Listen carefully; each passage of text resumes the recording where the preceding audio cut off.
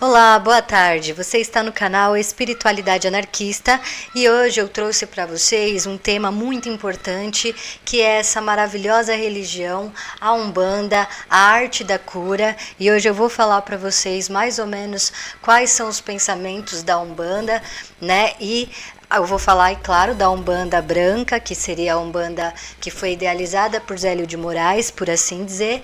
Eu espero que vocês gostem desse vídeo, então fiquem até a vinheta que eu já volto.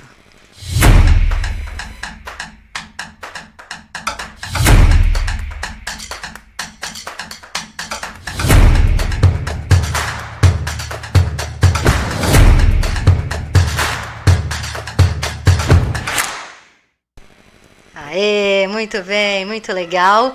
Então hoje eu vou falar para vocês, né, fiz essa pesquisa para nós sobre a Umbanda, a arte da cura, correto? Então, todo magista que estuda esoterismo sabe que a magia, a religiosidade, a espiritualidade é uma arte, né? Sempre é uma arte, mesmo se você vai para o lado da espiritualidade que é social, que não é esotérica, né? A espiritualidade do amor, da bondade, né? Do coletivo, ainda assim é poesia, é arte, certo?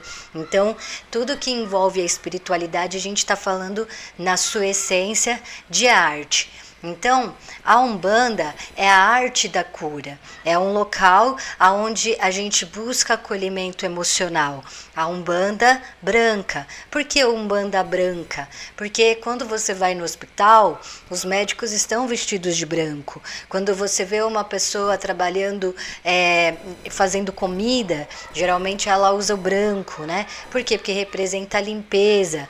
As pessoas que fazem limpezas, né, de locais, elas também utilizam branco. Então, por isso que a Umbanda branca, porque é a arte da cura, de renovar as emoções. E então eu vou falar sobre essa questão agora.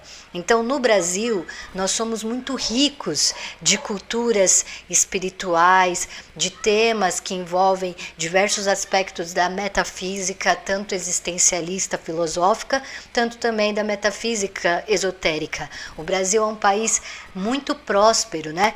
É uma maravilha de prosperidade em todos os cantos, por causa da natureza, por causa do calor, por causa das praias. Então, nós tivemos essa oportunidade de nascer em um país muito bonito e muito rico, que às vezes é até invejado por outros magistas de outros países.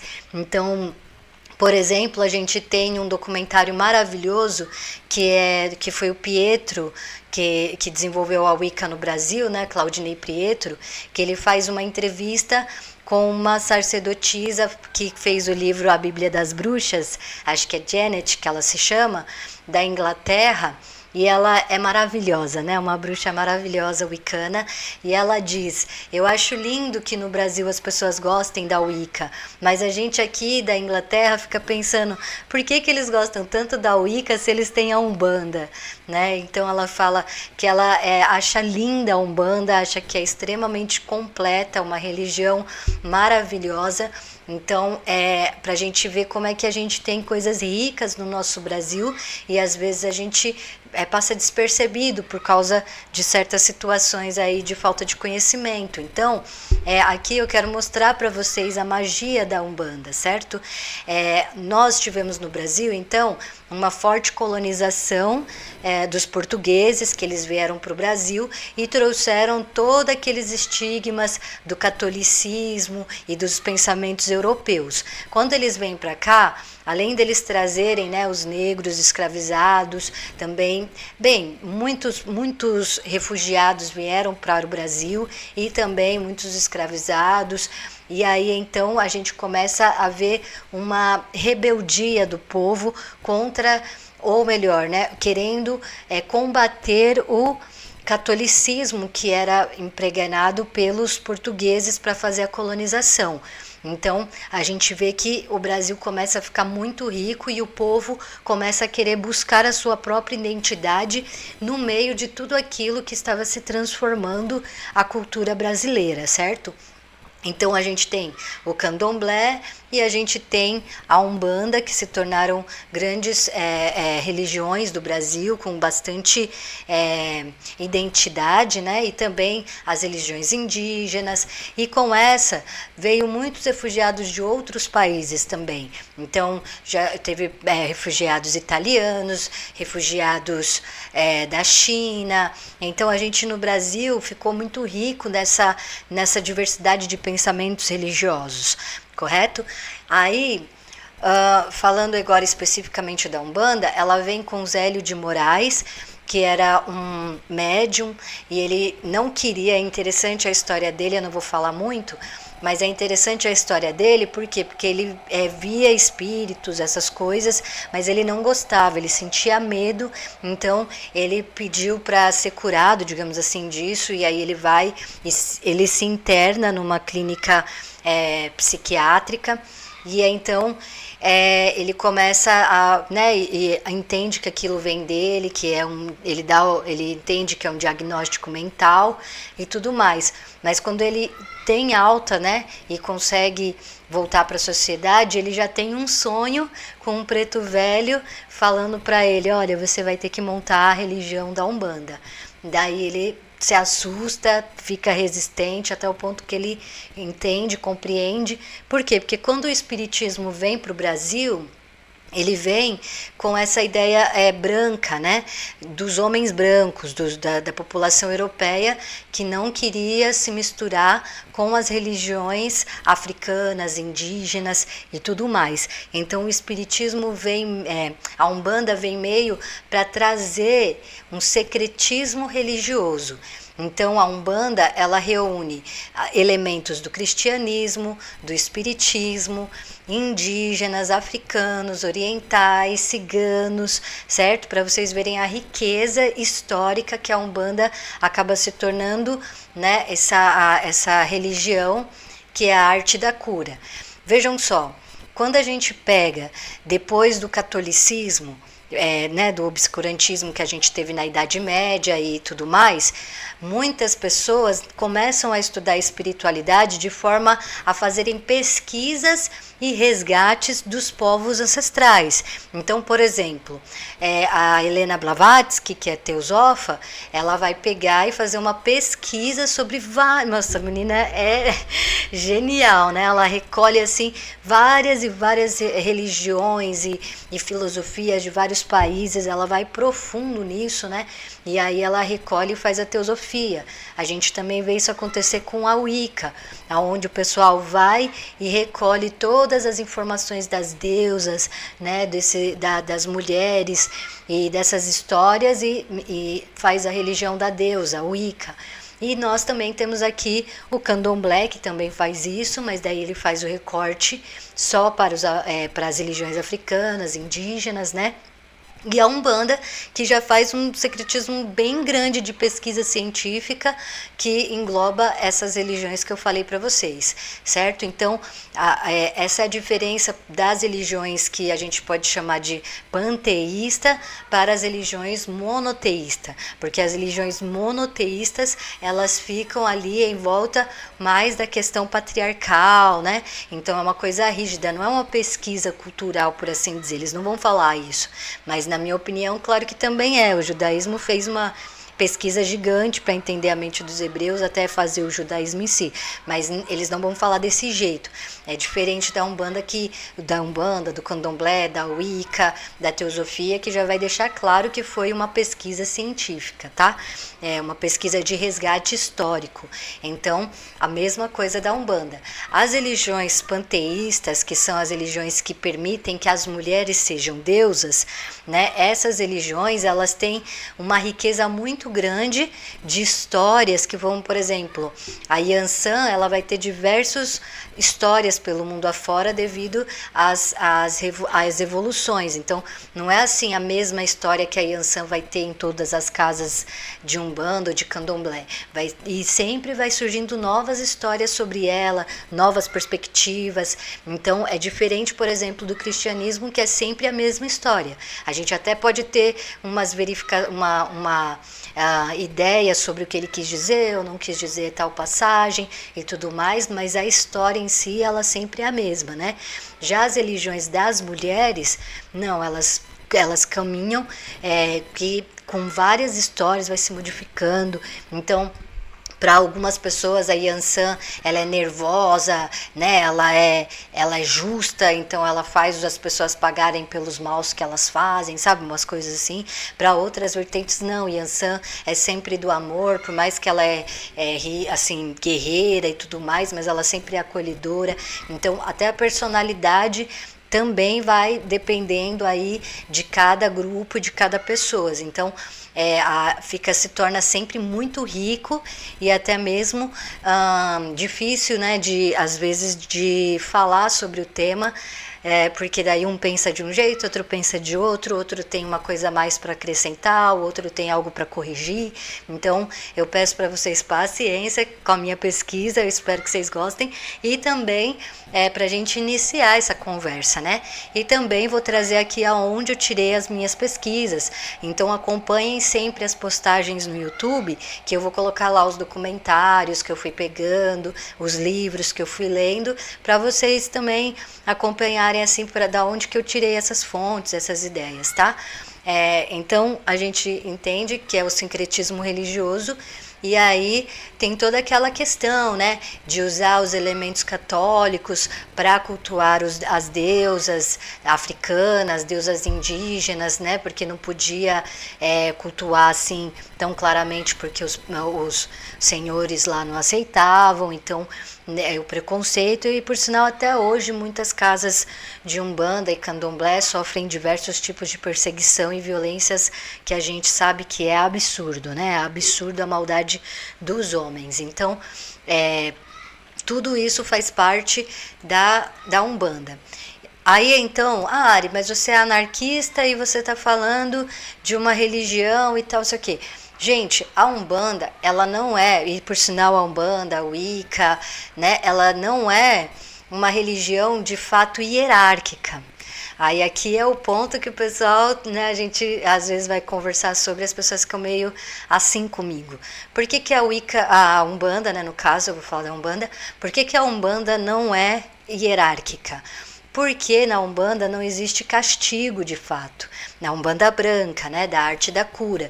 Então é assim, se você vai numa casa de Umbanda branca, que é voltada para a arte da cura, lá você recebe uma orientação, um aconselhamento, um carinho, né, uma atenção da entidade que ela vai ouvir você e ela vai te orientar a fazer alguma coisa ritual, acender uma vela, ou ela vai limpar você com arrudas, né, e tirar suas energias negativas e vai te orientar a um caminho que vai te levar a uma qualidade de vida melhor, a uma situação que vai te dar alegria e felicidade. Digamos que você não quer mais ir para a Umbanda. Então a entidade ela não vai te castigar, ela não vai dizer assim, então porque você não fez a vela que eu falei para você acender, então agora todas as coisas ruins vão ir para você. Ela não vai falar uma coisa assim, né? Ela não vai pedir, por exemplo, dízimo. Pelo contrário, quando você vai numa casa de Umbanda, é capaz eles é que te dão os materiais. Então é diferente de você ir numa igreja que pede dízimo e que se você não for, eles ficam te ameaçando que você vai para o inferno, né? Que Deus vai cobrar você futuramente. Então, se você vai numa casa de Umbanda e você fez algo muito ruim, vai ficar entre vocês, eles não vão ficar espalhando, né? Que como muitas vezes acontece. Então, você não tem um regimento de castigo e punição na Umbanda branca, e que é diferente também do Candomblé, porque a maior parte do Candomblé é hierárquico, certo? Então essa é a diferença. A hierarquia é um sistema de opressão, certo? Porque quem está em cima manda em quem está embaixo. E isso não ocorre na Umbanda branca. Nós temos o quê? Nós temos seres iluminados como orixás, né? Temos Oxalá, que são sim seres que estão, digamos, acima de nós, porque eles têm mais conhecimento, eles têm mais força, né? Mas eles não usam a sua força e seu conhecimento para punir ou castigar pessoas. Então é uma linha mais espírita que vai dizer que cada ação tem uma reação pela coisa. Então, você está fumando, então não significa que você está fumando, Deus vai fazer o seu carro bater para você pagar isso que você fez. Não, você está fumando, você vai ter as doenças de quem fuma, certo? Provavelmente. Então, são consequências, ação e consequência. Não é uma questão de ação e punição, né? Que é diferente do que é falado nas outras religiões hierárquicas. Então vejam a diferença. A Umbanda, ela não é hierárquica, mas ela tem sim as separações de estágios de consciência. Então tem os seres de luz autoconscientes e tem os seres que estão também trabalhando na sua criação, na sua evolução junto com os seres humanos, por assim dizer. Vejam a diferença do conceito, o que é hierarquia. Então, um professor sempre vai ter mais conhecimento do que um aluno por si, né? É o status do professor. Então, o professor, muitos anos estudando um tema, né? E além de tudo, a experiência vai fazer com que o professor tenha mais insights sobre aquilo do que qualquer aluno. Assim, né, se entende, um bom professor, uma pessoa dedicada, né? Então, assim, entende-se que vai acontecer. Mas não é por causa disso que o professor tem direito de punir, negativar o aluno, o ego dele, ou mandar no aluno, porque ele tem mais conhecimento sobre o assunto. Essa é a diferença, certo? Então, vamos lá. Daí, no secretismo religioso, eu vou voltar aqui rapidinho, ó. Então, a gente vai ter toda a cena, né? Então veja só, Jesus Cristo para a Umbanda é o nosso Messias, certo? Que libertou as pessoas do quê? Da pressão do inferno. Então o Messias, ele vem e fala: eu salvei toda a humanidade, certo? Então todos nós já estamos salvos. E aí, o que acontece? Por que nós já estamos salvos? Porque o Messias deu tanto seu amor para nós que ele explicou que não precisa temer, porque Deus sabe que aqui jaz do maligno, e já que Deus sabe que aqui é todo o plano dele, a obra dele, não tem como a gente pecar contra Deus, não tem como, a gente é uma areia no oceano, na praia, né? Então, o que nos basta e o que nos resta fazer na terra é ajudarmos os outros, que é isso que Deus deseja de nós, é o que Deus quer de nós, é o que agrada a Deus, é ajudando os outros, né, nessa situação do planeta Terra. Então o Messias, ele tem esse poder máximo que ele veio, então mesmo que aí a gente vai vendo a sabedoria dos pretos velhos, por exemplo, então mesmo no sofrimento da escravidão, ainda tinha o Messias ali, falando de amor, mesmo que fosse pela boca dos algozes. Então o Messias sempre se fez presente para que o amor não caísse. Porque, digamos assim, se não tivesse o Messias, esses portugueses iriam ter inventado outra religião para oprimir, né? Mas como teve o Messias, então eles não tinham como fugir da palavra de amor que o Messias produzia, certo? Então, o Messias tem esse poder que é o maior dentre os orixás, por assim dizer, não acima de Oxalá, né? Então, Oxalá é Deus. Oxalá, vamos aqui então agora para as linhas, tá? A linha de Oxalá. Oxalá é Deus, então ele está acima da dualidade, certo? Ele é o tudo, ele é o todo, ele é o princípio, ele é o meio, ele é o fim, ele é a terra. Então, se a gente caminha e anda e sente um movimento, é porque Oxalá está, né? Ele está ali para que a gente possa criar esse movimento, as histórias, nos protegendo para que a vida exista, ok? Então ele representa a paz e a elevação espiritual. E eu tive um insight agora há pouco, estava até chorando, porque Oxalá falou comigo e eu não imaginava que tinha sido ele. E já faz muitos anos que eu ficava pensando nisso. E, nossa, é algo incrível. Eu nem sei muito lidar com isso. Mas então, assim, Oxalá, né, representa a paz e a evolução, elevação espiritual. Ele está sempre buscando a gente para que a gente crie novos insights, novos conceitos, e ele é o criador de tudo. Depois de Oxalá, a gente vai ter os orixás, correto? Os orixás são... Opa, peraí, rapidinho. Os orixás, eles são as representações do amor de Oxalá para nós. Então, cada orixá, que é cada deus e deusa, por assim dizer, cada um desses, eles representam a expressão do amor de Deus na Terra, ok? Então, nós temos, por exemplo, a linha de Iemanjá, que é ligada às águas e à maternidade. Então, a linha de Iemanjá cuida das famílias, cuida da gravidez, né? A Iemanjá é a rainha do mar, correto? Então, essa é a expressão do amor maternal, a expressão do amor familiar, vem de Iemanjá. Nós temos também, por exemplo, Xangô. Xangô já é o amor... e Xangô, eu vou falar bem dele, porque tem uma coisa muito legal dele.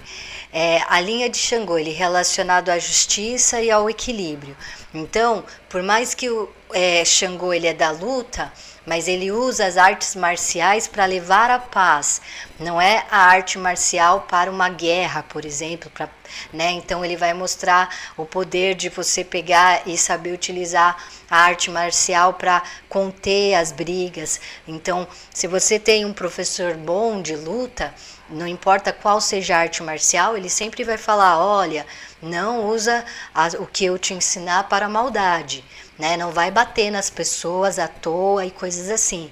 Então, se você vê uma cena que uma pessoa está precisando de ajuda, você usa a arte marcial para proteger essa pessoa, mas ao mesmo tempo tentando não ultrapassar os limites com a outra que está sendo algoz, entende? Então a arte marcial, você segura a pessoa para ela se acalmar, até ela se acalmar, né? Os amigos e tudo mais, mas, né, por exemplo, tá numa briga de bar, você vê que o cara bebeu demais e aí ele quer bater no outro, aí você vai, utiliza a sua arte marcial para conter a briga, até as coisas se acalmarem, coisas assim. Então é diferente. Xangô vem da linha da justiça, claro, mas não numa justiça punitiva, mas uma justiça que leva as pessoas a compreenderem o porquê da paz ser melhor, o porquê do amor, né, do acolhimento ser melhor. Então Xangô é essa linha. E Xangô, ele é o quê? Ele é a chama gêmea, veja só a palavra, chama gêmea de Yansan. Então, Yansan também é a mesma coisa de Xangô, certo? Ambos são do fogo, do raio, só que ela é a energia feminina dessa justiça. Então ela também luta, ela também é uma guerreira. Quando Yansan vai para a batalha, todos os cavaleiros param só para ver ela passar, né? Então a Yansan, como Xangô, também vai utilizar a luta para proteger as mulheres, para proteger a comunidade, mas nunca numa questão de violência, numa questão, mas sempre buscando o melhor para a comunidade.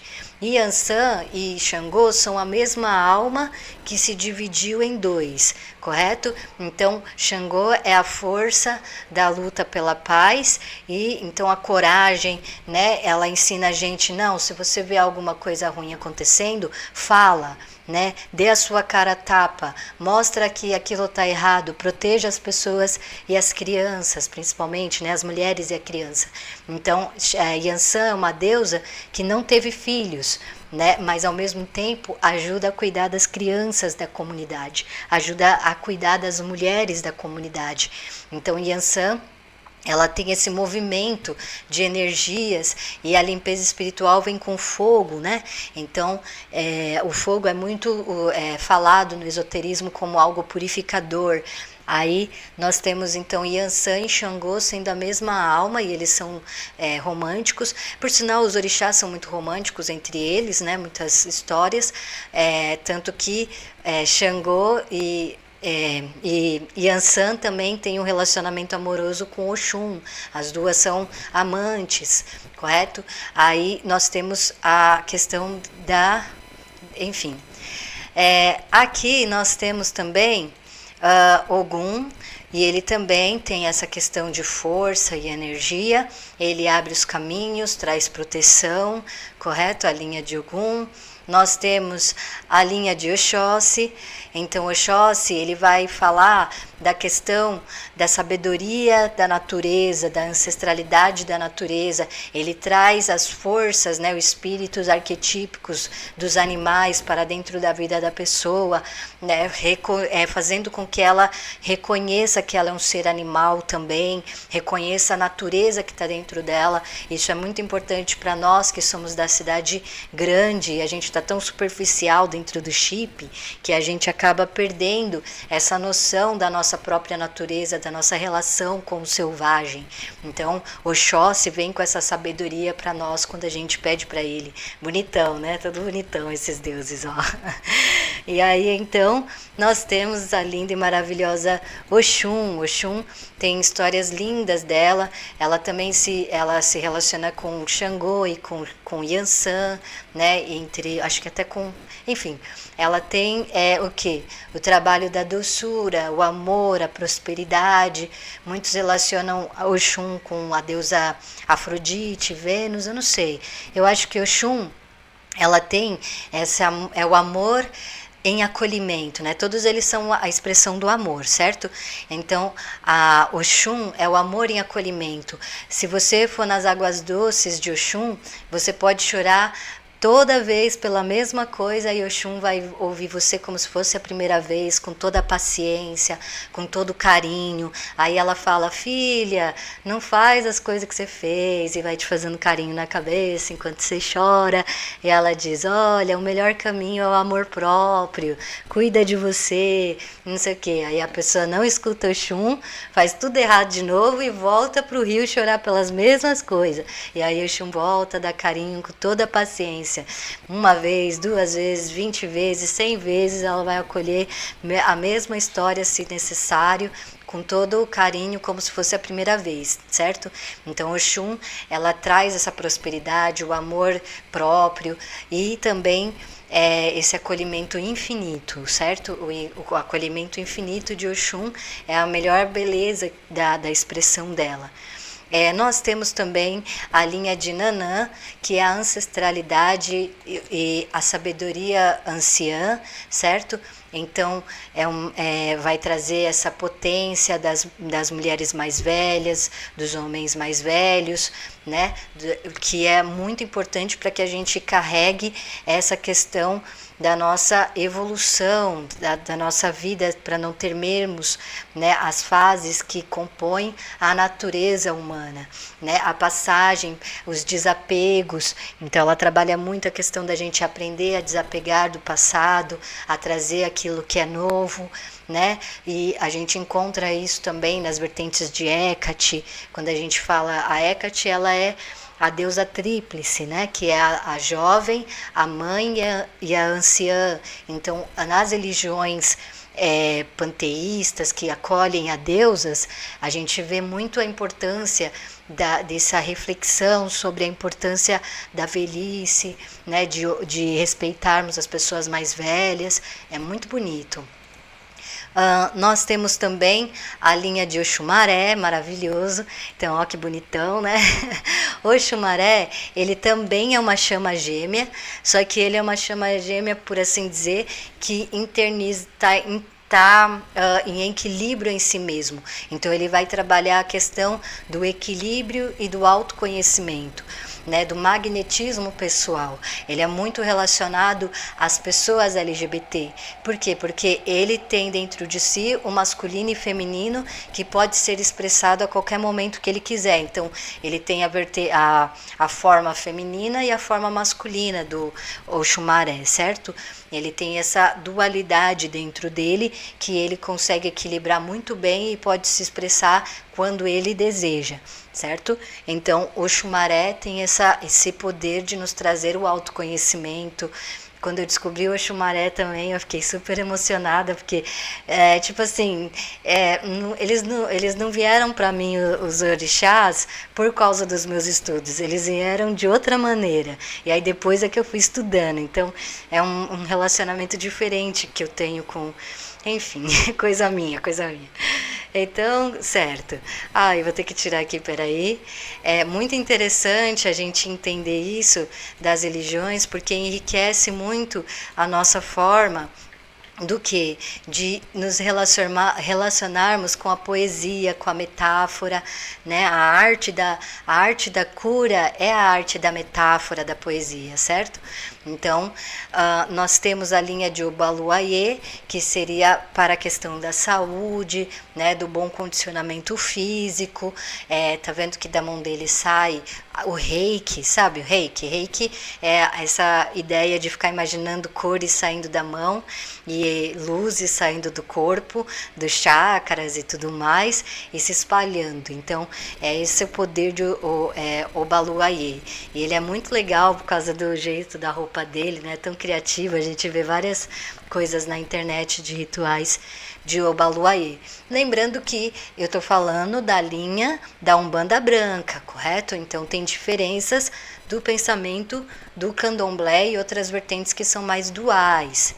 Duais em que aspecto? No dual de utilizar as duas energias, tanto positivas quanto negativas, em seus rituais, tá? Então eu estou em outra vertente aqui, eu estou na vertente não dual, que só utiliza da energia positiva para o amor e a caridade. Então a Umbanda é a religião da caridade, tá? Aqui nós vamos ter a linha dos marinheiros. Não, tá.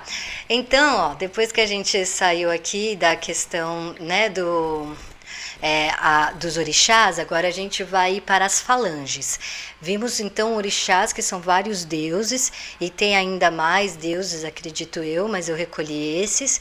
E daí nós temos agora uma coisa muito legal que vem da Umbanda, que é assim: existiram pessoas, né, várias pessoas que, conforme foram caminhando na vida, nos conflitos e nas dificuldades, essas pessoas se tornaram arquétipos, certo? A história de vida dessas pessoas foram tão bonitas e tão marcantes que elas se tornam uma entidade de amor que vem para ajudar os orixás a curar a comunidade. Então são as falanges, e aí nós vamos ter, então nós temos, por exemplo, a falange dos marinheiros, que seriam pessoas, que foram os marinheiros, né, que trabalhavam indo para o mar, e aí esses homens e essas mulheres, que também têm as marinheiras, elas se tornam pessoas que depois que falecem, né, que desencarnam, o espírito delas está tão ligado ao amor, ao carinho e à dedicação ao cuidado da população, que elas voltam para cuidar um dos outros, e dessa maneira elas também vão ganhando sabedoria e também vão evoluindo junto com as pessoas da comunidade, mesmo depois de desencarnadas, ok? Então esse é muito rico, entende? Cada um, veja só, na linha dos marinheiros nós temos Zé do Mar, João da Marina, João Canoeiro, Seu Jangadeiro, Zé dos Remos, Marinheiro das Sete Praias, Antônio das Águas, Capitão dos Marés, Martim Pescador. Esse é alguns, entende? Ixi, tinha mais uma moça. Tudo bem. Aí, então, nós temos cada uma dessas estrelas tem a sua própria história, tem a sua própria identidade, e cada um com a sua forma de ter alcançado a sabedoria ancestral, e voltam para nos ajudar, ok? Através dos médiuns que vão e canalizam esses seres. Aí a pessoa que é médium na Umbanda, ela não somente canaliza, mas a pessoa, ela costuma estudar sobre as entidades. É uma pesquisa bem profunda realmente dessa forma de se conectar com essas entidades do passado. Aí nós vamos ter, por exemplo, os boiadeiros. os boiadeiros, que são os peões, os trabalhadores do campo.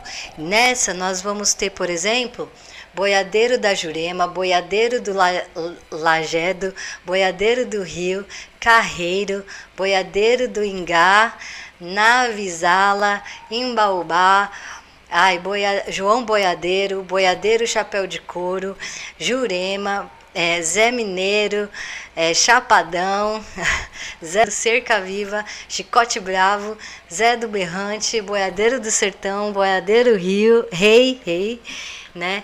Então, são todos esses boiadeiros que a gente encontra, e eles são mais sérios, são entidades geralmente mais sérias, né, que trabalharam no campo.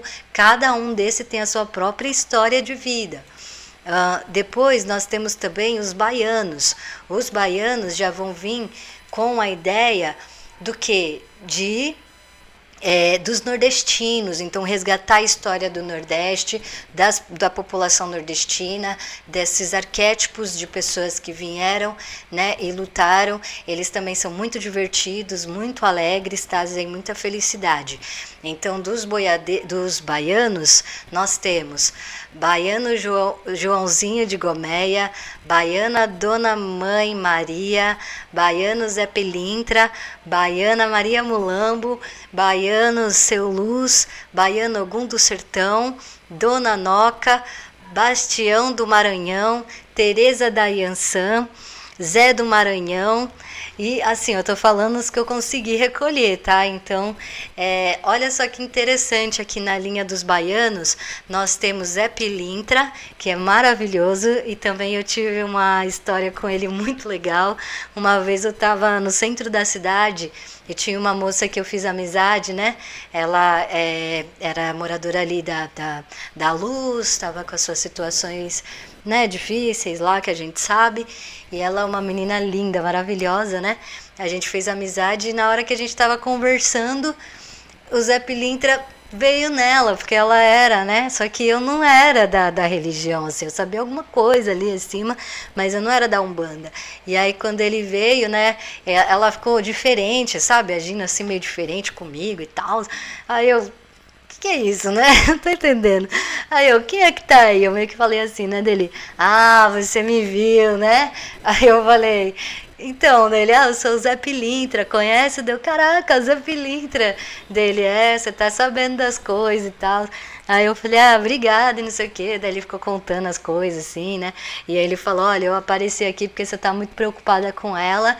E eu vim dizer que você não precisa se preocupar, que tá com o Zé Pilintra, tá cuidado e tudo mais. Então, por exemplo, o Zé Pilintra era um homem, né, quando ele estava encarnado, que ele vivia nos bares e botecos e tudo mais, né, bebia, gostava muito disso, só que ele começa a perceber como as mulheres estavam sendo maltratadas na comunidade.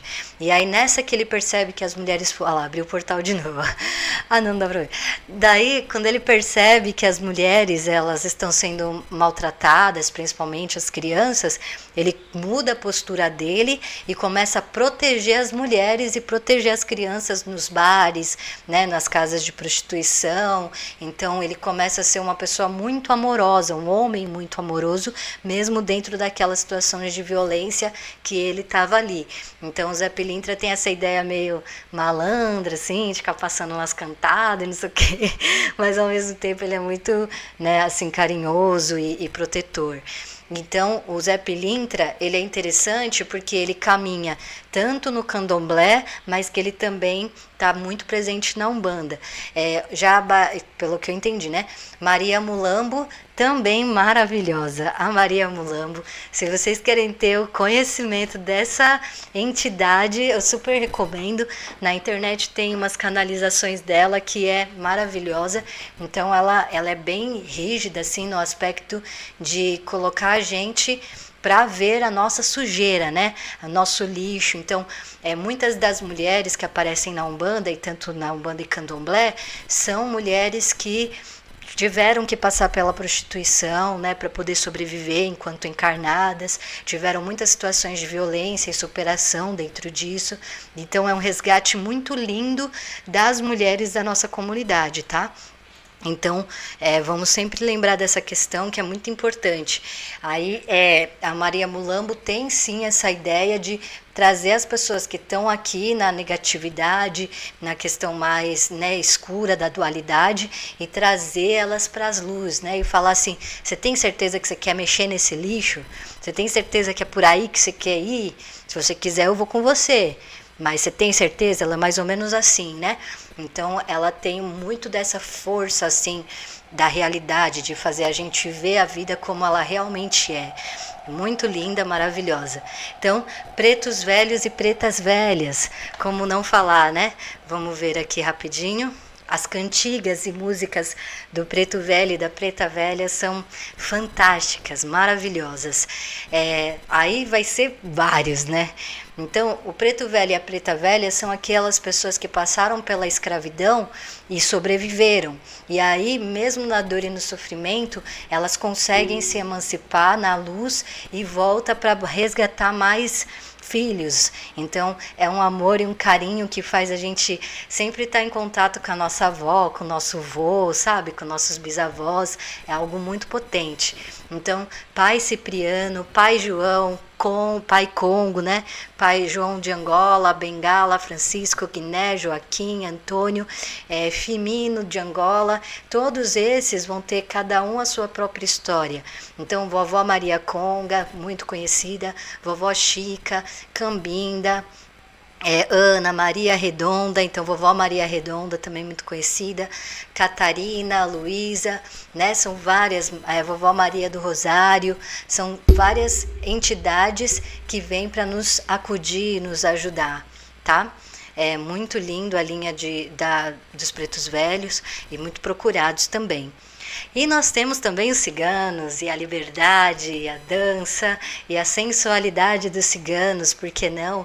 Aí a gente tem Cigano Pablo, Juan, Igor, Ramires, Vitorino, Atermino, daí tem a cigana Esmeralda, Carmen, Aurora, Salomé, Madalena, Yasmin. Então, todas esses vêm trazendo a cultura e cada um dessas tem a sua própria história, cada estrela dessa tem sua própria história. Imagina a riqueza de você conhecer cada uma delas, né? Então, aí depois dos ciganos, nós temos os orientais. Olha só que novidade, hein?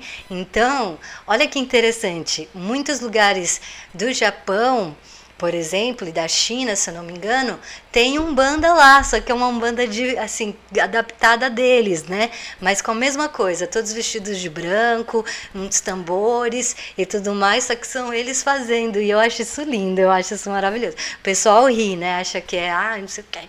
Eu não, eu adoro, eu acho lindo e eu acho muito especial. Então, na linha dos orientais, nós vamos ter Buda, Lao Tse, Kawanin, Xingvu, acho que é isso, Fênix, Mestre Tal, e Vishnu, acho que é isso.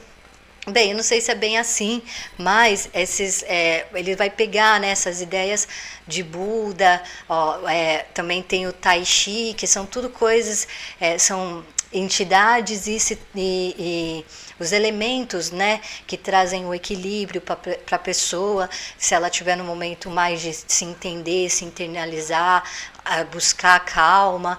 Então tudo tem, a Umbanda ela pega tudo que é de bom, por assim dizer, né, e traz para si. Então nós temos também, olha só, então nós temos os IBGs, né? Os IBGs são as crianças, que é o Cosme e Damião. São as duas crianças tão fofinhas, né?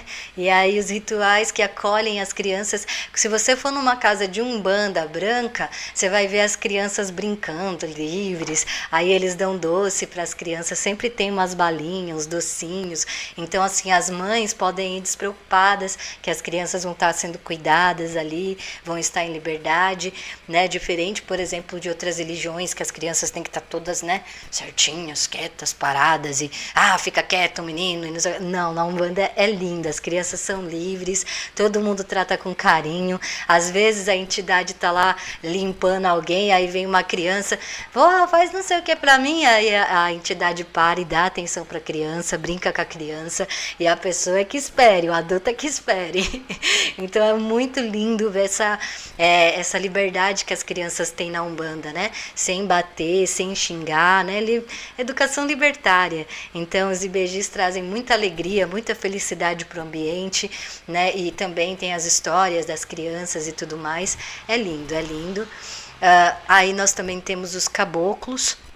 Então, os caboclos, nós vamos trazer a energia indígena para dentro da nossa vida. Os caboclos têm o caboclo da lua, Tupinambá, Pena Branca, Sete Flechas, muito famoso, né? Guaraci, Jatobá, Iara, Rompe-Mato, Ogum, né, caboclo de Ogum, caboclo Arariba, Jurema, daí tem as caboclas, né? Aí tem Jurema, Iara, Maria Fumaça, Arapuca, Tupinambá, nossa, muita, né? Sete Estrelas, Pena Dourada, Cacique, Lua Cheia. Bem, são várias. E aí, então, a gente forma as falanges. Ufa!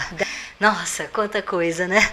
Então, eu recomendo muito que você vá, mesmo que você não acredite, mesmo que, né, você não tenha essa intimidade com a religião, mas pelo menos uma vez na sua vida, vá numa casa de Umbanda, principalmente num dia de celebração de uma casa de Umbanda branca, né? Porque daí você vai ver uma coisa, você vai ver os rituais, que bonito que são, como que eles trabalham bem, a estética. Então teve uma vez que eu fui na casa de Umbanda e estava tendo, era uma época de campeonato de futebol, e aí tava o Corinthians jogando contra o São Paulo, sabe, uma coisa assim bem, né, que deixa todo mundo muito intenso. E aí na casa de Umbanda tava toda decorada com vários times de futebol, assim, no teto, sabe? Aí tinha o pipa do Corinthians, o pipa de São Paulo, pipa do Palmeiras, Santos. E aí todo mundo falando, olha, vamos lembrar de que nesse momento de competição a gente ainda é irmão, né? É tudo uma brincadeira, vamos levar a paz, não vamos ficar fazendo guerra. E eu achei isso tão bonito, porque é raro a gente encontrar, né? Assim, uma espiritualidade voltada para cuidar dessa situação de violência que tem nos futebol, que tem nas questões, né, que a gente vê aí das competições do mundo patriarcal. Então, é realmente maravilhosa. Eu peço desculpas se eu errei em alguma das minhas pesquisas, da minha análise. Eu estou aqui tentando trazer e fomentar essa energia para os anarquistas, para a comunidade anarquista, né, que é a minha bolha principal, que é onde eu me encontro, mas para mostrar para vocês a riqueza, né, e o poder da espiritualidade na nossa comunidade que existe, tá? Então eu espero que vocês tenham curtido, tenham gostado e que vocês tragam essa energia para a vida de vocês, mesmo que seja a metáfora disso tudo, a poesia disso tudo, para vocês entenderem o poder que é essa manifestação artística que nos une, que nos traz muita alegria, tá? Bem, foi muita coisa, então eu espero que vocês tenham gostado. Fiquem com os deuses, com as deusas, com orixás, com todo mundo. É muita gente. Com os anjos também, por que não? Então, com as pessoas ancestrais que já se foram, com os entes queridos que estão agora em outro plano, olhando para nós com carinho e com amor, e que a gente possa trazer aqui a alegria para a Terra, neste lugar de tanta tristeza e sofrimento. É isso que é a Umbanda, né? Trazer para nós o carinho e o acolhimento emocional que às vezes a gente sente falta no dia a dia, às vezes a gente não tem, às vezes é muito sozinho, né? Então a Umbanda faz esse acolhimento e cuida de nós nisso. Obrigada a todos, fiquem na paz e até mais. Tchau, tchau.